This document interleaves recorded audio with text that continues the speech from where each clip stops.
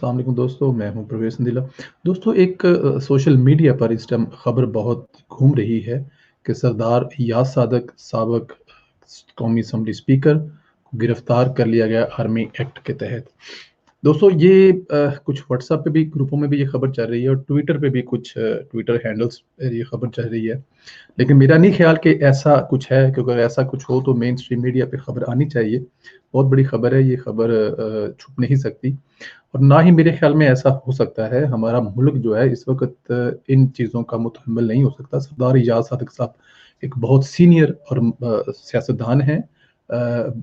कौमी असम्बली के स्पीकर रहे हैं और अपने वो बयान की वज़ाहत भी कर चुके हैं। तो मेरा नहीं ख़्याल कि कोई ऐसी चीज़ हो सकती है कि सरदार याद सादिक साहब को आर्मी एक्ट के तहत गिरफ्तार किया जा सकता है। तो इस किस्म की जो ख़बरें हैं इनको फैलाना भी वतन वतन से मोहब्बत नहीं है।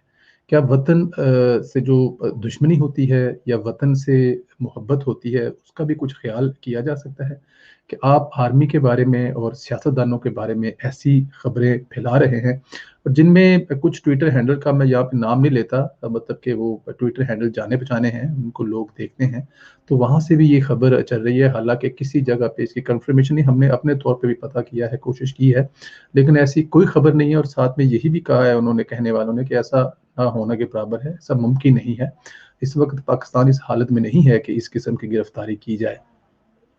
तो दोस्तों, मेरा आप लोगों से भी यही गुज़ारिश है कि इस किस्म की जब कोई खबर देखते हैं तो उस पे कान धरने के बजाय, उसको मज़ीद आगे फैलाने के बजाय, उसको हमेशा डिस्कस करना चाहिए। पाकिस्तान एक ज़िम्मेदार मुल्क है और ज़िम्मेदार मुल्क के शहरी भी ज़िम्मेदार हैं। इस किस्म की झूठी खबरें, मनगढ़ंत खबरें जो हैं, उनको आगे फैलाने से रोकना भी चाहिए। और खबर को पढ़ते वक़्त, खबर को देखते वक़्त हमें अंदाज़ा होना चाहिए कि ये हो भी सकता है कि नहीं हो सकता। सरदार याद सादक इस मुल्क के एक बाइज़्ज़तदार शहरी हैं, सीनियर सियासतदान हैं, कौमी असम्बली के स्पीकर हैं और अपने वो कल वाले बयान की वज़ाहत भी कर चुके हैं। बहुत दोस्तों शुक्रिया। इंशाअल्लाह आपसे एक दूसरी